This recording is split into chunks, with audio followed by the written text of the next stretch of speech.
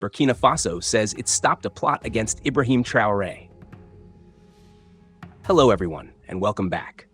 What does it mean when a leader survives yet another attempt to remove him from power, and the state claims it stopped the plan just hours before it unfolded? Is it proof of tightening control or a sign of how intense the pressure has become? In early January 2026, authorities in Burkina Faso announced they had disrupted a coordinated plot aimed at destabilizing the government, with Captain Ibrahim Traoré named as the primary target. Officials described a plan designed to trigger chaos at the top, paralyze response capabilities, and pull the country back into uncertainty. This was not presented as an isolated incident. It was framed as part of a longer struggle over power, direction, and sovereignty in a region where political stability has rarely been guaranteed. Tonight, we're going to look carefully at what is being claimed, what it tells us about Burkina Faso's current moment, and why this episode matters far beyond one country. What stands out immediately is not just the claim itself, but the structure of the alleged plan. Authorities stated that the operation was designed in layers. First, neutralize leadership. Then, restrict rapid response by targeting drone capabilities. And finally, create conditions for outside forces to move quickly on the ground. In other words, the objective was not simply to remove one person, but to overwhelm the state's ability to react. From a strategic standpoint, that detail matters.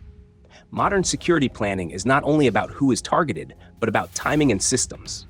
Disrupt leadership and delay response, and the balance can shift in minutes.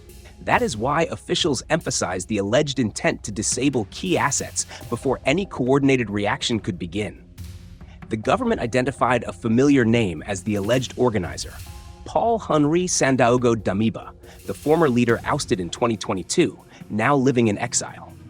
According to the official narrative, he is accused of raising funds, recruiting both civilians and soldiers, and coordinating the plan from outside the country. Authorities also alleged external financial support, pointing specifically to funding traced to Ivory Coast, an accusation that had not received an official response at the time of reporting. These are serious claims, and as with all claims of this scale, they raise immediate questions, not only about evidence, but about context. Burkina Faso has a long history of abrupt political change. Since independence, power has shifted repeatedly, often under pressure from security crises and public frustration. Captain Ibrahim Traoré himself came to office in September 2022 during a period of intense anger over worsening insecurity.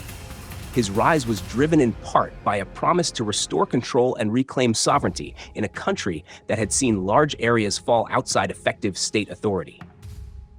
Since then, Traoré's government has moved quickly and decisively. It has distanced the country from France, reoriented partnerships, deepened cooperation with Russia, and joined Mali and Niger in forming the Alliance of Sahel States, AES. It has also expanded state control over strategic sectors, including mining and aerial surveillance, framing these steps as necessary for national independence. Supporters see this as long overdue assertion. Critics see consolidation of power. Human rights organizations have raised concerns about shrinking space for dissent, pressure on media, and harsh measures against critics. The government rejects these accusations, arguing that extraordinary threats require firm action and that unity is essential during a national emergency. This tension between sovereignty and repression, security and accountability, forms the backdrop against which the latest alleged plot must be understood. Authorities have stated that this was not the first attempt to remove Traoré. Since 2022, officials claim to have disrupted numerous efforts aimed at destabilizing the leadership. The numbers cited vary widely in public discussion, which in itself highlights a challenge. Information in such environments is often fragmented, contested, and filtered through political lenses. What is clear is that the leadership believes it is under sustained pressure. From the government's perspective, repeated threats validate a narrative of external interference combined with internal betrayal. In that framing, exile networks, foreign funding, and internal collaborators form a continuous risk that justifies heightened security and tight control.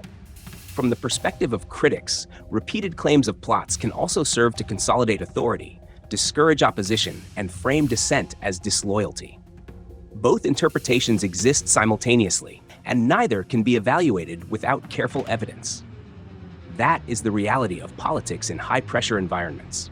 One detail in the official account deserves attention: the alleged plan to disable drone launch capabilities. This suggests that the state views its surveillance and rapid response systems as central to maintaining control.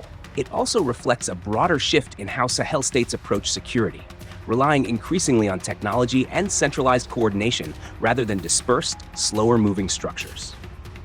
This approach aligns with the logic of the AES itself: tighter coordination, faster decision-making, and shared intelligence among member states. In theory, such a model reduces vulnerabilities that isolated states once faced. In practice, it also concentrates power. The alleged plot, therefore, sits at the intersection of two forces: a leadership attempting to harden the state against disruption, and a political environment where power struggles have historically played out through sudden breaks rather than gradual transitions. Traoré's continued popularity among many young people adds another layer. His Pan-African rhetoric, rejection of Western influence, and emphasis on dignity resonate with a generation that feels abandoned by older political models. For these supporters, each foiled plot reinforces the idea that he is challenging entrenched interests. At the same time, in a country where coups have been frequent, survival itself becomes a political message. It signals control, deterrence, and momentum. Whether that momentum translates into long-term stability depends on what follows. The regional context matters as well. Burkina Faso is not acting alone. Mali and Niger face similar pressures, have taken similar political paths, and have aligned closely with Ouagadougou. Any destabilization in one state would have ripple effects across the alliance. That reality increases both the incentive to protect leadership and the stakes of any alleged attempt to disrupt it. For outside observers, the question is not simply whether the plot existed exactly as described. The deeper question is what this episode reveals about the current phase Burkina Faso has entered.